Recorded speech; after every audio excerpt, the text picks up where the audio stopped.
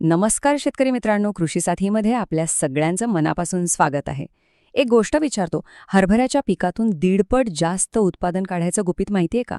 ते गुपित लपलंय फक्त एका तिसऱ्या आणि शेवटच्या फवारणीमध्ये. हो, आज आपण त्याच निर्णायक टप्प्याबद्दल बोलणार आहोत, जिथे एक योग्य निर्णय आपलं उत्पन्न इतकं वाढवू शकतो की आपण विचारही केला नसेल. चला तर मग सुरुवात करूया. चला, या विषयाच्या अगदी मुळाशी जाऊया. आपण बोलतोय हरभरा पिकाच्या आयुष्यातल्या सगळ्यात महत्त्वाच्या 60 ते 70 दिवसांबद्दल.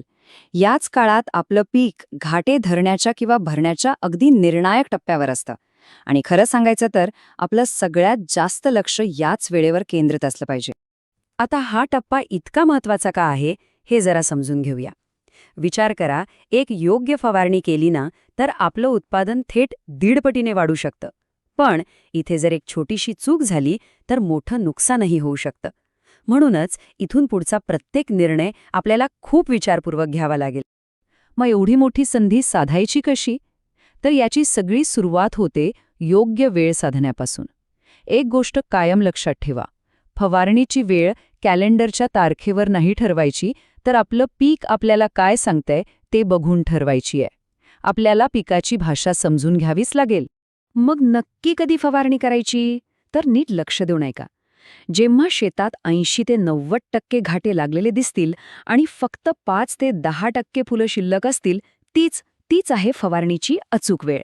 हे प्रमाण साधणं सगळ्यात जास्त महत्त्वाचं आहे बरं का. पण थांब, फक्त डोळ्यांनी बघून नाही चालणार. आपल्याला हातांनी सुद्धा खात्री करून घ्यावी लागेल. फवारणी करायच्या आधी शेतात जाऊन हे काम नक्की करा. घाट्यातला दाणा दाबून तपासा. तो पूर्ण भरलेला नको, तो असा थोडा कच्चा, म्हणजे लहान फुग्यासारखा टचकन फुटला पाहिजे. जर दाणा कडक आणि पूर्ण भरलेला असेल तर फवारणीचा फारसा उपयोग होणार नाही. ही तपासणी खूपच महत्वाची आहे. ठीक आहे, योग्य वेळ तर आपण ओळखली. आता पाहूया तो शास्त्रीय फॉर्म्युला, ज्यामुळे आपलं उत्पादन अक्षरशः उसळी घेणार आहे. हा फॉर्म्युला समजायला अगदी सोपा आहे. यात फक्त 3 मुख्य घटक आहेत, पण ते इतके प्रभावी आहेत की कमालच. हा फॉर्म्युला बनवण्याची प्रक्रिया तर त्याहून सोपी आहे. आपल्याला फक्त 3 गोष्टी लक्षात ठेवायच्या आहेत. पहिलं, एक शक्तिशाली कीटकनाशक म्हणजे आपला रक्षक.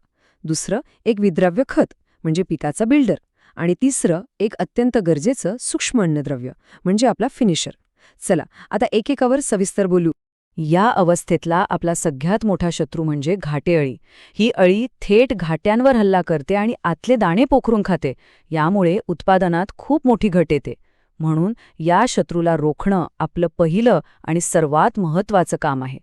या घाटेअळीसाठी आपल्याकडे 3 जबरदस्त पर्याय आहेत. पण लक्षात ठेवा, यापैकी कुठलाही एकच वापरायचा आहे. इमामॅक्टिन बेन्झोएट वापरणार असाल तर 10 ग्रॅम, कोराजन वापरणार असाल तर 6 ते 10 मिली किंवा ॲम्प्लिगो घेणार असाल तर 6 मिली. हे प्रमाण 15 लिटरच्या पंपासाठी आहे, हे विसरू नका. आता दुसरा महत्त्वाचा घटक म्हणजे खत. या फवारणीत आपल्याला पाण्यात विरघळणारे खत वापरायचे आहे. याचं मुख्य काम काय? तर घाट्यांमधला दाणा चांगला भरणे, त्याचा आकार वाढवणे, वजन वाढवणे आणि एकंदरीत त्याची गुणवत्ता सुधारणे. इथे आपल्याकडे 2 सर्वोत्तम पर्याय आहेत. एक आहे 20-50, जे पूर्णपणे दाणे भरण्यावर काम करतं.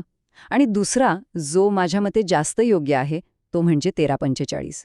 हे दाणा तर भरतंच, पण त्यातल्या नायट्रोजनमुळे पानांचा हिरवेपणा टिकून राहतो, ज्यामुळे झाड शेवटपर्यंत अन्ननिर्मिती करत राहतं. तुम्ही या 2 पर्यायांपैकी कोणतंही खत निवडा, त्याचं प्रमाण सारखंच राहील. 15 लिटरच्या पंपासाठी 80 ते 100 ग्राम खत वापरायचं आहे. प्रमाण मात्र अचूक ठेवा, कमी जास्त नको. आणि आता तिसरा आणि सगळ्यात महत्त्वाचा खेळाडू, बोरॉन. याला विसरायचं नाही, अजिबात नाही. बोरॉनमुळंच दाणे टपोरे आणि वजनदार होतात. दाण्यांना एक नैसर्गिक चकाकी येते आणि सर्वात महत्त्वाचं म्हणजे घाटेगळ थांबते. तर मग पंपासाठी 25 ग्रॅम चिलेटेड बोरॉन वापरायचं आहे. चिलेटेड म्हणजे ते पिकाला सहज आणि लवकर उपलब्ध होतं, ज्यामुळे त्याचा परिणाम अधिक चांगला दिसून येतो. चला, आता तिसरी आणि अंतिम पायरी, महत्त्वाचे नियम. आपल्याकडे फॉर्म्युला तयार आहे, पण थांबा. फवारणी करताना काही साधे नियम पाळणं खूप गरजेचं आहे. यामुळे अनावश्यक चुका टळतील आणि आपला खर्चही वाचेल.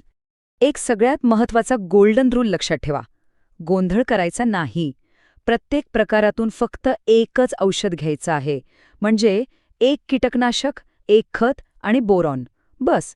चुकूनही एकाच प्रकारातली 2 वेगवेगळी औषधं एकत्र मिसळू नका, नाहीतर फायद्याऐवजी नुकसान जास्त होईल. आता एक प्रश्न जो सगळ्यांनाच पडतो की ह्या फवारणीमध्ये बुरशीनाशक टाकायची गरज आहे का? याचं उत्तर अगदी सोपं आहे. जर हवामान स्वच्छ आणि निर्भर असेल आणि पीक एकदम तंदुरुस्त असेल तर उगाच बुरशीनाशक वापरून खर्च वाढवू नका. पण जर सतत ढगाळ हवामान असेल किंवा पिकात मर रोगाची लक्षणं दिसायला लागली असतील तरच बुरशीनाशक वापरा.